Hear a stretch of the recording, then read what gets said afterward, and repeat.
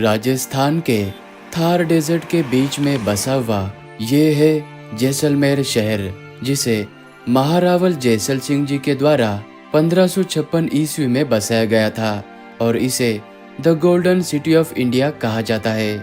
और जैसलमेर फेमस है अपने ऐतिहासिक किलों के लिए। यहाँ की ये नक्काशीदार हवेलियाँ जिनके अंदर आपको ये डायनासोर के अंडे देखने को मिलते हैं, और यहाँ पर ये खूबसूरत सी झील भी है।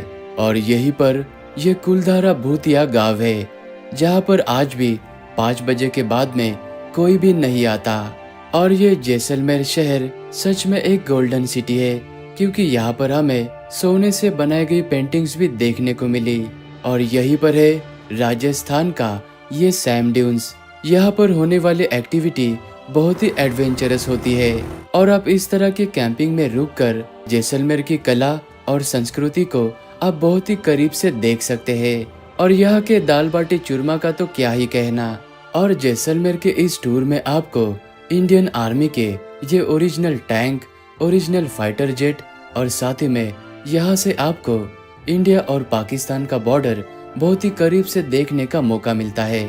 जैसलमेर में पहुँचते ही बिना टाइम वेस्ट किए हमने हमारे होटल में चेक इन कर लिया था।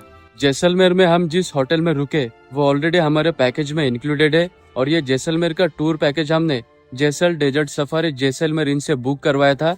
कॉन्टेक्ट नंबर आपको स्क्रीन के ऊपर नजर आ रहा होगा। थोड़ी देर आराम करने के बाद हमने जैसलमेर को घूमने की शुरुआत इस सोनार किले से की। जी हाँ, जैसलमेर किले को सोनार किला भी कहा जाता था, जो कि एक यूनेस्को वर्ल्ड हेरिटेज साइट है। मेरू पर्वत के ऊपर बसे हुए इस किले का निर्माण 12 जुलाई 1156 में भाटी नरेश महारावल जैसल सिंह जी ने करवाया था, और राजस्थान का ये दूसरा सबसे पुराना किला है। और इसे येलो सैंडस्टोन यानी कि पीले बलुआ पत्थर का प्रयोग करके इंटरलॉकिंग सिस्टम के तहत बनाया गया है। और आज भी इस किले में 3000 लोग रहते हैं। प्राचीन रेशम मार्ग यानी कि सिल्क रूट पर स्थित यह जैसलमेर किला भारत के साथ ही में मध्य एशिया, फारस, अरब देशों के बीच में एक व्यापार का केंद्र था। और इसी किले में राजा और रानी का महल है, जिसे देखने के लिए आपको 200 रुपया पर पर्सन एंट्री फीस देना होता है। और महल के अंदर आपको राजा का ये सोने का छत्र और चांदी का सिंहासन देखने को मिलता है। और ये है महारावल शालीवान सिंह जी की तस्वीर, जो कि 7.5 फीट इनकी ऊंचाई थी और इनका वजन 250 किलो का था। और इस महल का ये है सर्वोत्तम विलास। इसी कमरे के अंदर आपको महाराजा का ये वस्त्र नजर आएगा। इस कपड़े को देखकर आप अंदाजा लगा सकते हैं कि महाराजा शालीवान सिंह जी, उनका शरीर कितना विशालकाय रहा होगा। और इस महल के छत के ऊपर से आपको ये दिशा दर्शक और समय बताने वाले यंत्रों के साथ ही में यहाँ से आपको जैसलमेर शहर का सबसे खूबसूरत व्यू नजर आता है। और ये है रानी के महल के अंदर बना हुआ एक कक्ष। इन्हीं कक्षों के अंदर रानियां, महारानियां और पटरानियां रहा करती थी। और मैं आपको एक बात बता दूं, इस किले को देखने के लिए आप यहाँ पर गाइड जरूर हायर करना, क्योंकि बिना गाइड के यहाँ पर आपको चीजों को समझने में थोड़ी सी कठिनाई आ सकती है। इस रेगिस्तान के तपती धूप में आंखों को सुकून देने वाली ये है गड़ीसर झील, जो कि एक मानव निर्मित झील है। पानी के पूर्ति के लिए इस झील को महारावल गढ़सी सिंह जी ने 14वीं शताब्दी में बनवाया था। और इस झील के किनारे बने हुए ये कई सारे मंदिर इस झील के खूबसूरती में 4 चांद लगा देते हैं। और जैसलमेर के राजा ने इस झील के किनारे पर कई सारे धर्मशाला बनाए थे। जो सिल्क रूट के व्यापारी थे वो यहाँ पर रुका करते थे, और साथ ही में राजा उनको एक जगह से दूसरा जगह जाने के लिए अपने ऊँट भी दिया करते थे। और साथ ही में उन व्यापारी को कोई लूट ना सके, इसीलिए उनके साथ अपने सैनिक भी दिया करते थे। तो इस तरह से ऐतिहासिक काल के समय में ये झील राजा महाराजाओं का एक आय का साधन यानी कि पैसा कमाने का एक जरिया भी था। तो गड़ीसर लेक में आप कुछ इस तरह से पैडल बोटिंग भी कर सकते हैं, और इसका 300 रुपीज चार्ज लिया जाता है। और आपको कुछ इस तरह से एक पैडल बोट दिया जाता है, और आप सनसेट के समय पे यहाँ पर आना। तो कुछ इस तरह से हमने जैसलमेर में हमारे पहले दिन की एंडिंग लेक में बोटिंग करते हुए और यहाँ का खूबसूरत सनसेट एंजॉय करते हुए की। और दूसरे दिन के लिए हम बहुत ज्यादा ही एक्साइटेड थे क्योंकि हम जाने वाले थे सैम डेजर्ट में। जैसलमेर में आप सुबह की शुरुआत इस दाल पकवान से कर सकते हैं, जो कि आपको ये किले के एंट्री गेट के पास में मिल जाएगा और ये बहुत ही टेस्टी होता है। इस खूबसूरत जगह को बड़ा बाग कहते हैं, जो कि प्रसिद्ध है अपने ऐतिहासिक छतरियों के लिए। जैसलमेर से 6 किलोमीटर के दूरी पर स्थित ये जगह भाटी राजवंश के शासकों को समर्पित है। राजस्थानी शैली में पीले बलुआ पत्थर से बनाई हुई इन छतरियों के जगह पर सबसे पहले महारावल जैत सिंह जी ने 16वीं शताब्दी के शुरुआत में इस जगह पर एक बांध और खूबसूरत बाग बनवाया था ताकि रेगिस्तान में जल का संग्रहण हो सके। फिर उसके बाद में उनके पुत्र तुनकर जी ने यहाँ पर अपने पिता महारावल जैत सिंह जी की याद में और सम्मान में पहली छतरी बनवाई थी। उसके बाद में फिर यह परंपरा बन गई। फिर प्रत्येक शासकों और उनके परिजनों के मृत्यु के बाद में उनके स्मरण और याद में यहाँ पर छतरी का निर्माण हुआ था। बड़ा बाग को देखने के बाद वहाँ से हम इस कुलधारा गांव में आए थे, जिसे एक भूतिया गांव माना जाता है। राजस्थान के साथ ही में एशिया का यह एक रहस्यमय और ऐतिहासिक गांव है। यह कुलधारा गांव जैसलमेर शहर से लगभग 20 किलोमीटर के दूरी पर है। 13वीं शताब्दी में पालीवाल ब्राह्मणों ने यहाँ पर इस तरह के कुल मिलाकर 84 गांव बसाए थे। वे इन गांवों में आनंद से अपना जीवन बिताया करते थे। लेकिन 18वीं शताब्दी में जैसलमेर का दीवान, जिसका नाम सलीम सिंह था, वह बहुत ही क्रूर और लालची था। उसकी नज़र इस कुलधारा गांव में रहने वाले मुखिया की बेटी के ऊपर पड़ी। सलीम सिंह मुखिया के बेटी से जबरन विवाह करना चाहता था। उसने गांव वालों को धमकी दी, अगर उसका विवाह उस लड़की से नहीं कराया गया तो वो उसे जबरन उठाकर लेकर जाएगा और गांव पर अतिरिक्त यानी कि ज्यादा टैक्स लगा देगा। तो 84 गांव के सभी लोगों ने अपनी संस्कृति और अपने बेटी की इज्जत बचाने के लिए रातों रात ये गांव खाली करके वे यहाँ से चले गए।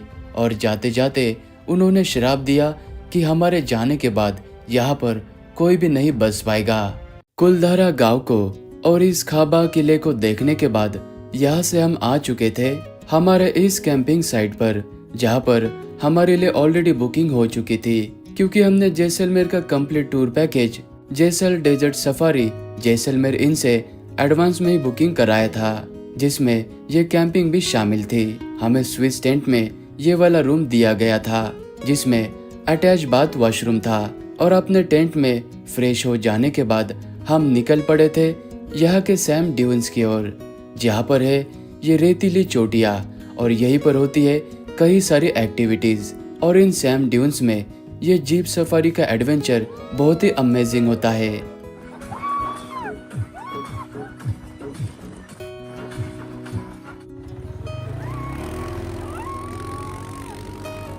तो कुछ इस तरह से हमने सैम ड्यून्स की इन रेतीली चोटियों में अलग अलग एडवेंचर एक्टिविटीज की और यहीं पर हमने दूसरा दिन का ये प्यारा सा सनसेट एंजॉय किया। और सैम ड्यून से वापस कैंपिंग साइट पर आने पर आपका कुछ इस तरह से स्वागत किया जाता है। और शाम के समय में चाय के ब्रेक में आपको इस तरह का स्नैक्स दिया जाता है। और यहीं पर समय हो जाता है यहाँ के कल्चरल प्रोग्राम का, जिसमें आपको जैसलमेर यानी कि राजस्थान के कला, नृत्य और संगीत को बहुत ही करीब से देखने का मौका मिलता है।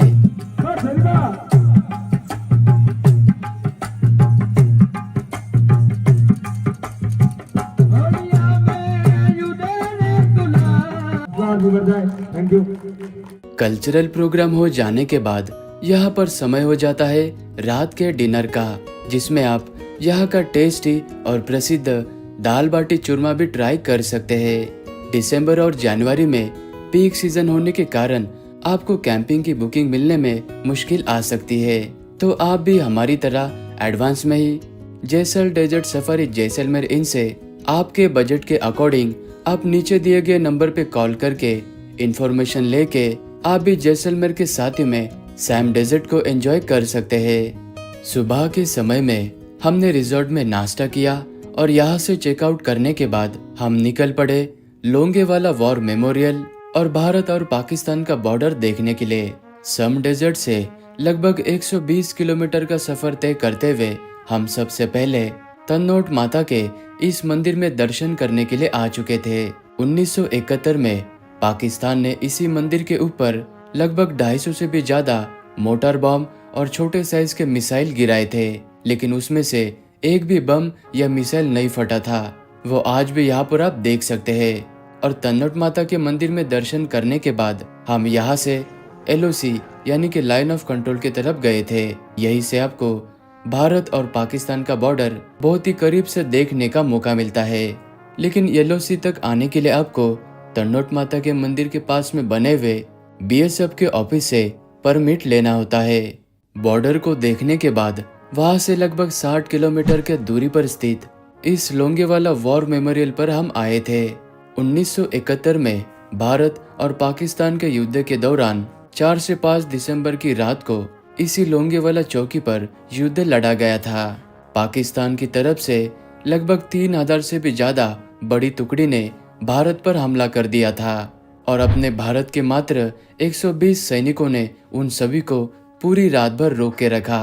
फिर अगले दिन की सुबह वायुसेना के द्वारा इन हंटर जेट के जरिए भारत ने युद्ध जीत लिया था।